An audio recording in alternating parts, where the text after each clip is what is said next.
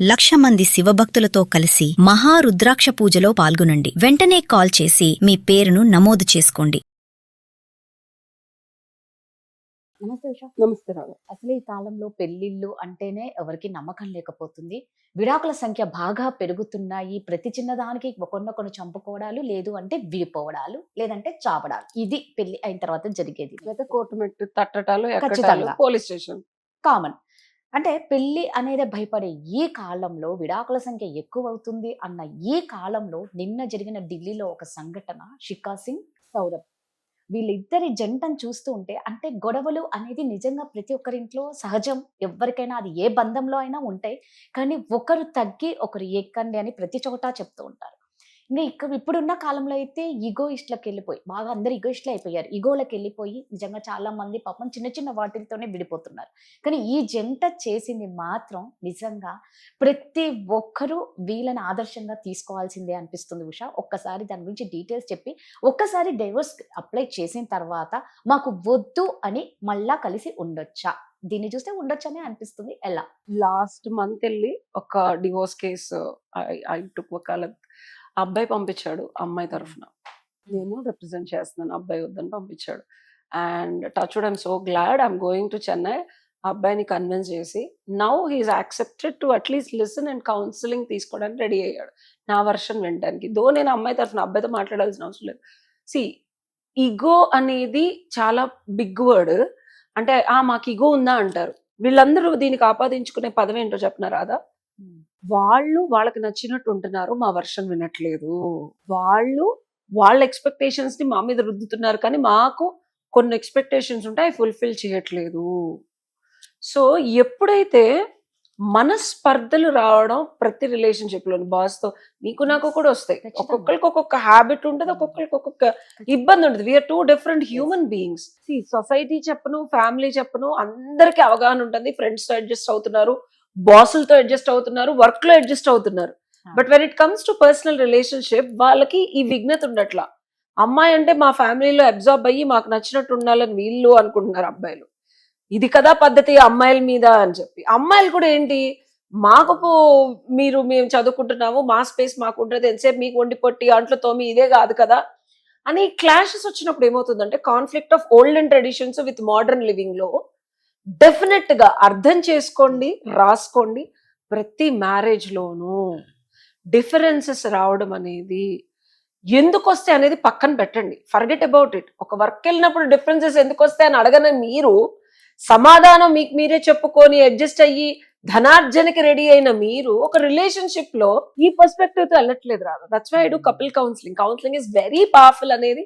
ఇప్పుడు ఈ took them, imagine ఈ అమ్మాయి పెళ్ళైన కొత్తలోనే ఇతన్ని మనస్పర్ధలు వచ్చి వదిలేసి కోర్టు చుట్టూ తిరిగి, ఎవరైనా తల్లిదండ్రులు చూడు, ఇక్కడ తల్లిదండ్రులు అడ్జస్ట్ అవ్వమని ఏం చెప్పలేదు. పాపం తండ్రి ఆస్తులన్నీ అమ్మి, legal battle is not easy.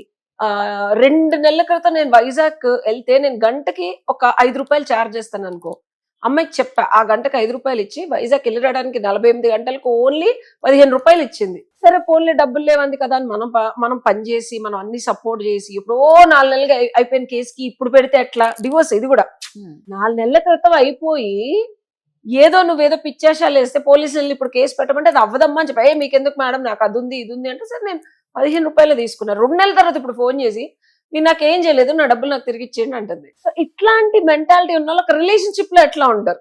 Example చెప్తున్నాను నేను. చాలా మంది క్లయింట్లు ఏమనుకుంటారంటే, తెలివిగా మేము 490 అమ్మాయిలకి చెప్తున్నాను నేను, అబ్బాయిలకి మనస్పర్ధలు అంటే ఒక రిలేషన్షిప్ లోకి వెళ్ళేటప్పుడు ఆ రిలేషన్షిప్ రూల్స్ తెలుసుకొని, రూల్ బుక్ రాసుకొని, మిమ్మల్ని అడ్జస్ట్ అవ్వమని చెప్పట్లేదు, బట్ ముందే మాట్లాడుకొని ఈ ప్రాబ్లమ్స్ వస్తాయి అన్నప్పుడు, వచ్చినప్పుడు కొట్టుకు చావకుండా, ఎలా అయితే బాస్ దగ్గర అడ్జస్ట్ అయ్యి మీరు స్కిల్ సెట్ ని పెంచుకొని, నీకు జావా ప్రోగ్రామింగ్ రావట్లేదు, నీకు బేసిక్స్ వచ్చాయంటే నువ్వు అప్గ్రేడ్ అయ్యి పక్కన కోర్సులు చేసి ఎలా వెళ్తావో, అమ్మాయిలు చెప్తున్నా నేను. ఏమిటి ఇవిడ లేడీ ఎడ్యుకేట్ అయ్యి ఉండి అమ్మాయిలు ఇలా మాట్లాడుతుందంటే, నేను చూసిన 80% ఆఫ్ ద కేసెస్ లో, 100లో 80% ఆఫ్ ద కేసెస్ అమ్మాయిలు వేసిన, 20% అబ్బాయిలు డివోర్స్ లో డీల్ చేస్తున్నా.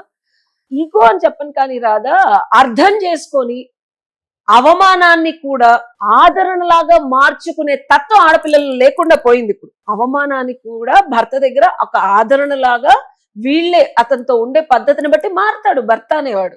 ఓహో, నా కోసం ఇంత భరిస్తోంది, ఏదో ఒక క్షణంలో అలా ఒక టాక్టిక్ గా సంసారాన్ని కాపురాన్ని గుట్టుగా చేసుకోకుండా ఇలా పిచ్చి మాటలు. ఇప్పుడు ఇంకోటి, ఈ అమ్మాయి వేరే వాళ్ళతో ఉండి దొరికిపోయి ఆ అబ్బాయి డివోర్స్ కేసు వేసాడు ఈ అమ్మాయి మీద. అది కూడా 4-5 నెలల తర్వాత వెళ్తే నువ్వు ఎఫ్ఐఆర్, నేను అది కాదండి, నేను ఇది కాదండి, నేను కత్తితో పొడిచాడండి, నువ్వు ఎఫ్ఐఆర్ పెడితే తీసుకోండి, అమ్మాయి తీసుకోరా. సో ఇలా కుతంత్రంగా ఏదో భర్తని మనం ఏదో మభ్యపెట్టేసి కేసులు వేసేసి మనం డివోర్సులు తీసేసుకుంటాము అనుకుంటే అవి కోర్టు వారు కూడా పిచ్చోళ్ళు కాదు, పోలీసులు పిచ్చోళ్ళు కాదు. This is lot of money. చెప్పా కదా, నేను 15 రూపాయలు చార్జ్ చేస్తున్నప్పుడు నువ్వు 50 పైసలు ఇస్తే నీకు 50 పైసలు అవుట్పుట్టే వస్తుంది. నువ్వు 15 రూపాయలు ఎవరు ఇస్తారో వాళ్ళకే వస్తుంది. నేను నిన్ను హైర్ చేసుకున్నా కదా, 15 రూపాయలు అవుట్పుట్ ఇవ్వమంటే ఏ అడ్వకేటు ఇవ్వడు. సో ఖర్చు అనేది 15 రూపాయలు అవ్వచ్చు, లేకపోతే 100 రూపాయలు అవ్వచ్చు. అవసరాన్ని బట్టి, ఎక్స్పర్టీస్ ని బట్టి నువ్వు అపోలోకి వెళ్తే ఒక ఖర్చు ఉంటుంది ఆపరేషన్ కి. గల్లీ సైడ్ హార్ట్ ఆపరేషన్ చేయించుకో కదా, ఇది లైఫ్ ఇది. సో వాళ్ళ నాన్నగారు బెస్ట్ పెట్టుంటారు నాకు తెలిసి.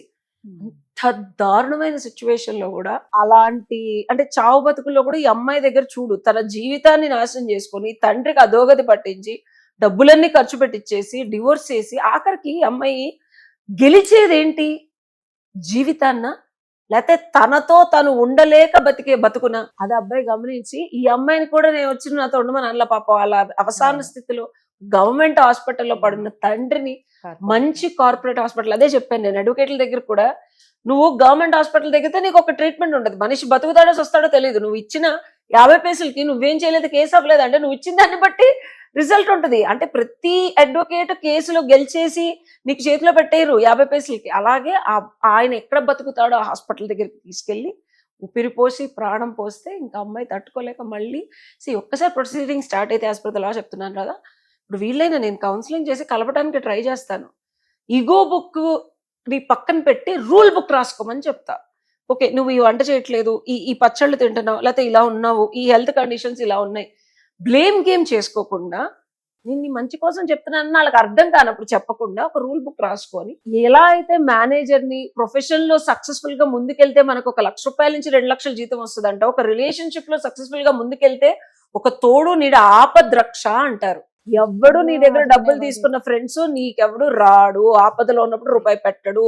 నా అనుకునే భార్య భర్త మహా అయితే పుట్టే పిల్లలు ఏమన్నా చేస్తారేమో తప్పించి ఇవాళ రేపు పిల్లల మీద కూడా భార్యకి భర్త, భర్తకి భార్య జీవితాంతం ఉంటారు రాదా. ఆ రిలేషన్షిప్ ని డెస్ట్రాయ్ చేసుకొని ఇప్పుడు చూడు ఆపద్రక్షగా ఎవడొచ్చారు, అబ్బాయికి అంత విఘ్నత ఉంది కాబట్టి వచ్చాడు. అలా విఘ్నత ఉండే భర్తని లేదని వదిలేసింది నువ్వే, ఉందని తెలుసుకోలేకపోవడం కూడా నీ అసమర్థతే అని చెప్తా. కానీ ఫైనల్ గా ఏంటి అంటే నిజంగా కోర్టు మెట్లెక్కి విడిపోదాం అనుకున్న వాళ్ళు నిజంగా ఆ అబ్బాయి కష్టంలో ఆదుకున్నాడు అంటే అది గుర్తించింది. అట్లీస్ట్ అమ్మాయి ఈ టైం కన్నా దానికి మనం అమ్మాయిని మెచ్చుకోవాలి. అలా అని ప్రతిదానికి మనం అందరు హస్బెండ్లు ఇలాగే ఉంటారనేది కూడా కాదులేండి. అలా మిమ్మల్ని ఇబ్బంది పెట్టే హస్బెండ్ల నుంచి మీరు ఖచ్చితంగా బయటికి రావడమే కరెక్ట్. ఇలాంటి మంచి హస్బెండ్లని వదులుకోకుండా ఉంటే మీ అంత ఇక్కడ ఒక చిన్న చెప్పేది ఏంటంటే రాదా, టు కంక్లూడ్ నా లాస్ట్ పాయింట్, ఇంత దరిద్రం జరిగిన తర్వాత అతనికి అవకాశం వచ్చి చేయగలిగాడు. బట్ అవకాశం ఇవ్వండి అని చెప్తున్నా. కోర్ట్ ప్రొసీడింగ్స్ అయిపోయినాయి అని చెప్పి ఒక గ్రెడ్జ్ పెట్టుకొని ఎనిమిలాగా ఉండకండి. Try to communicate. There lot of cases that I'm seeing.